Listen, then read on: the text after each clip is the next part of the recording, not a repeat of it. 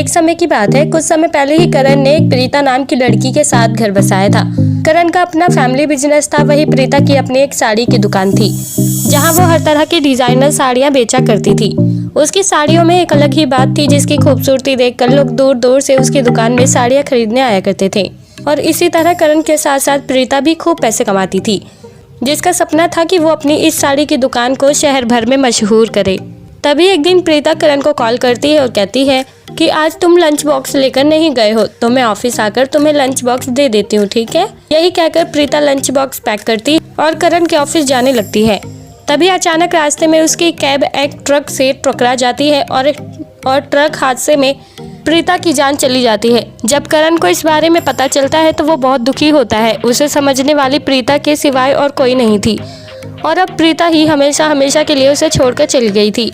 अब करण पूरी तरह से टूट चुका था, पर करण के बिजनेस को संभालने वाला उसका मैनेजर ऋषभ करण की काफ़ी मदद करता है और काफ़ी दिनों तक ऑफिस की सारी जिम्मेदारी वही संभालता है।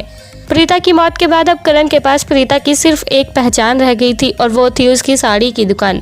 करण उस दुकान को किसी भी हालात में बंद करना नहीं चाहता था, इसलिए उसने काफ़ी सोच समझ कर अपना आखिरी फैसला लिया और अपने बिजनेस की जिम्मेदारी ऋषभ को सौंप कर खुद अपनी पत्नी की साड़ी की दुकान चलाने लगा। करण जब पहली बार उस साड़ी की दुकान में पहुंचा, तभी उसने सबसे पहले प्रीता की एक बड़ी सी तस्वीर दीवार पर लगवाई और उस दुकान को अपनी पत्नी का नाम दिया, जिसका नाम रखा गया प्रीता की डिजाइनर साड़ियाँ। और इसी नए नाम के साथ करण ने अपनी पत्नी की दुकान संभाली।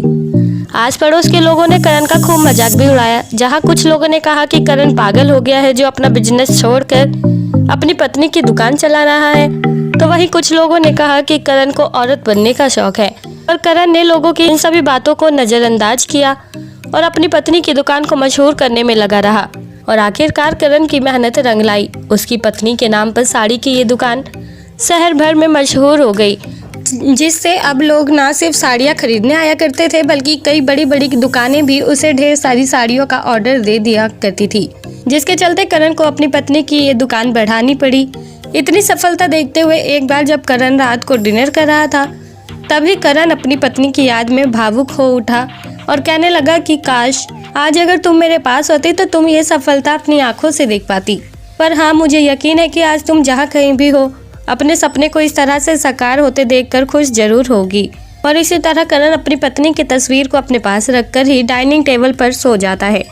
तो दोस्तों, क्या कहना चाहेंगे आप आज की हमारी इस कहानी के बारे में? आप हमें कमेंट बॉक्स में कमेंट करके ज़रूर बताएं और साथ ही ऐसी और मज़ेदार कहानियाँ सुनने के लिए आप हमारे चैनल को सब्सक्राइब करना ना भूलें।